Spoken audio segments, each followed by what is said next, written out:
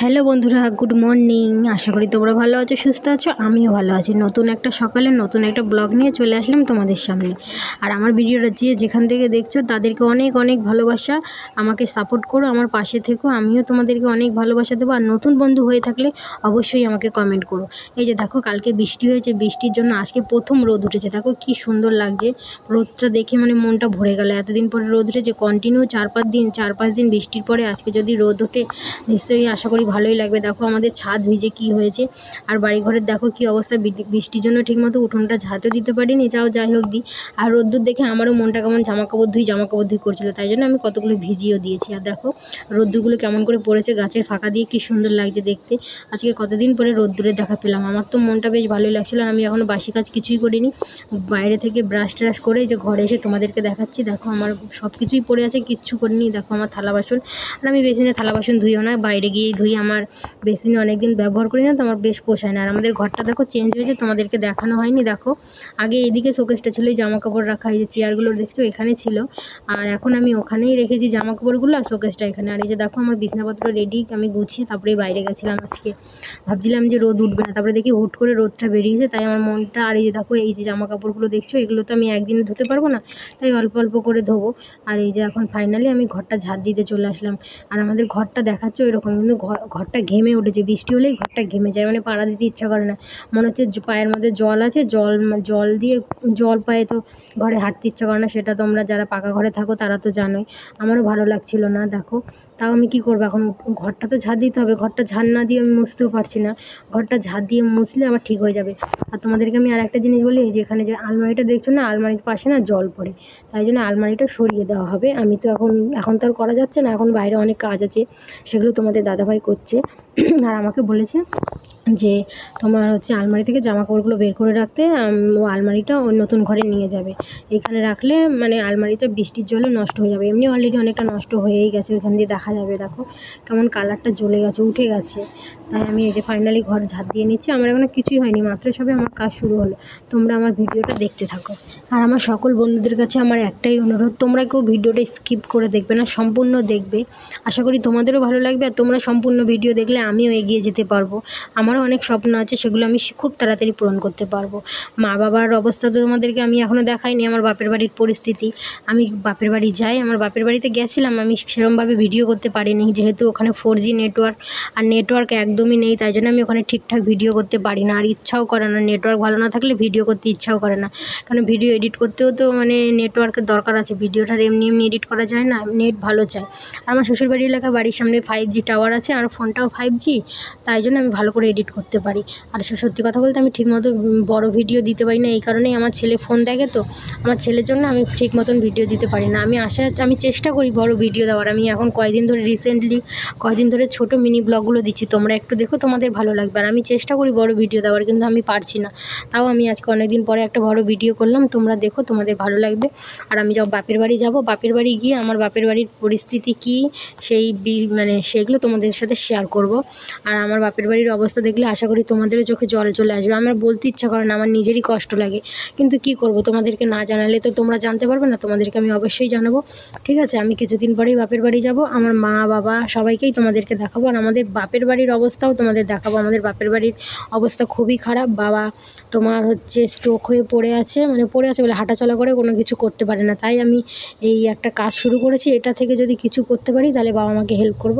এই যে দেখো আমার সবই কাজ প্রায়, বাইরের কাজ প্রায় হয়েই গেছে। এই যে আমি এখন চলে এসেছি রান্না করতে। এখন রান্না করব হলো পেঁপে আর আলু দিয়ে তরকারি, আর কালকের তরকারি আছে, সেগুলোই আমি আর বর আর ছেলে খাবো। আর শাশুড়ি যেহেতু বাসি জিনিস খাবে না, তাই জন্য ওনাকে পেঁপে আলুর তরকারি আর উচ্ছে ভাজা করে দেবো। আর এই যে কালকে তরকারি ছিল, আর ডালটা আমি গরম করে নিয়েছি। গরম করে নেওয়ার পরে এই যে একটা রুটি ছিল, সেটা দিয়ে আমি খেয়ে নিলাম। আর আগে ওরা খেয়ে নিয়েছে, ওদেরকে আমি সত্যি কথা বলতে সকাল 9টা-10টার সময় আমি খেতে পারি না, আমার খেলে আমি কাজ করতে পারি না, তাই জন্য আমি লেট করেই খাই। এখন ঘড়ির কাঁটায় বাজে 11:30 থেকে 12টা, তাই আমি এই টাইমেই আসলাম খেতে। আর এই যে বরের জন্য খাবার দিতে হবে, বর যেহেতু ডিউটি যাবে, তাই জন্য আমি টিফিন কারি আর কিছু বাসন ছিল সেগুলো বেসিনেই ধুয়ে দিলাম। আর কিছু কিছু থাকলে আমি বেসিনেই ধুয়ে নিই, আর যদি খুব বেশি হয় তখন আমি চলে যাই একদম আমাদের কলের গোড়ায়।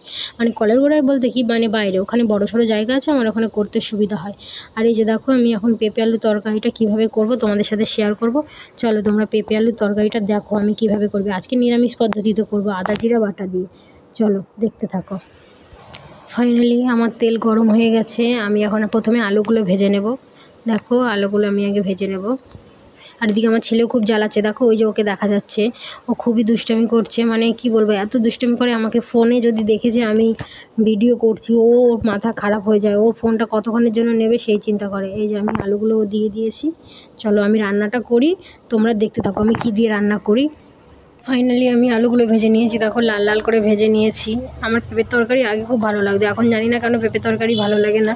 সে যাই হোক, শাশুড়ি তার বাসি তরকারি খাবে না, ওনাকে দেওয়াও যাবে না। অনেক কিছুদিন আগে এই বাসি তরকারি খেয়ে অসুস্থ হয়ে পড়েছিল, তারপর দিয়ে ওনাকে আর দেওয়া বন্ধ করে দিয়েছি, বাসি জিনিস কিছুই দিই না।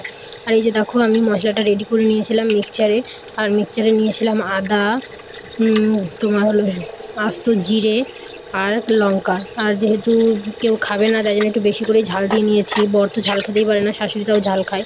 আর এই যে মশলাটা কষিয়ে নিচ্ছি। চলো কষিয়ে নিতে নিতে তোমাদেরকে অন্য কিছু শেয়ার করি।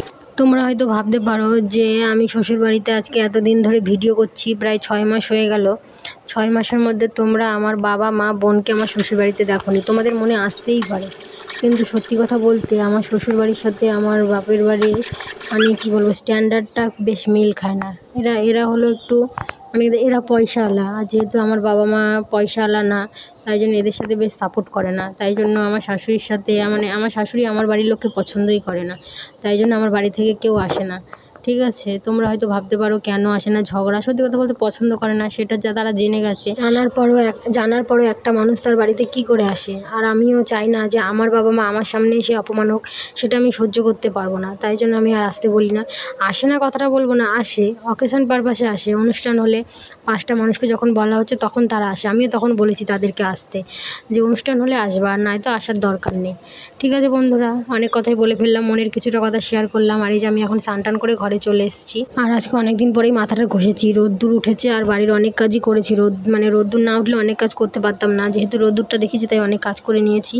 আর তো স্নান করে এসেছি, মুখে কিছু না মাখলে কেমন একটা লাগছিল, তাই জন্য ভাবলাম একটু গোলাপ জল মেখে নিই। আর এই যে আমি খয়েরি কালারের টিপ পরি, এই যে টিপটাও পরে নিলাম। আর আগে সিঁদুর পরতাম, সিঁদুর মানে সেই কী বলে গুঁড়ো সিঁদুর পরতাম, এখন আর ব্যবহার করি না। গুঁড়ো সিঁদুর মুখ ধুতে গেলে উঠে যায়, আর এই জন্য আমি এখন লিকুইড সিঁদুরটাই ব্যবহার করি। লিকুইড সিঁদুরটা আর হাত লাগলেও ওঠে না, আমার তো আবার কপালে হাত দিয়ে ঘুমানোর অভ্যাস, তাই জন্য আমি এখন এই সিঁদুরটা ব্যবহার করছি। এই সিঁদুরটা ওঠে না, আর ওই সিঁদুরটা উঠে যেত, আর মুখ ধুতে গেলে উঠে যেত।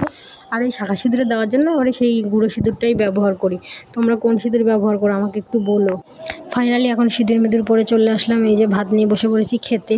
অনেক লেট হয়ে গেল খাওয়াটা, সবার খাওয়া হয়ে গেছে, আমি সবার লেট ছিলাম, যেহেতু আমি সমস্ত কাজ করে তারপরে খেতে আসলাম। আর শাশুড়ি একটু মিটিংয়ে গেছিলো ব্যাংকে, উনি এসে বলছিল ওনার খুব খিদে পেয়েছে, তাই জন্য আমি ওনাকে খেতে দিয়ে দিয়েছিলাম। আর যেহেতু কালকে সব তরকারি ছিল আমি সেগুলো দিয়ে খাচ্ছি, আমার ভালোও লাগছিল না খেতে, কিন্তু না খেলে হবে না, তাই জন্য ভাবলাম অল্প একটু খাই, বেশি খাবো না। তাই বন্ধুরা ভিডিওটা বেশি দূর নেব না, এই পর্যন্তই। ঠিক আছে, তোমরা সবাই ভালো থেকো, সুস্থ থেকো, আর আমার ভিডিও দেখো।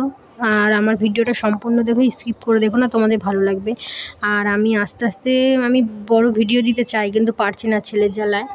আর মাঝে মধ্যে মিনি ব্লগগুলো দিচ্ছি, প্রতিদিনই চেষ্টা করছি মিনি ব্লগ দেওয়ার। ঠিক আছে বন্ধুরা, ভিডিওটা এখানেই শেষ করলাম। Please subscribe my channel.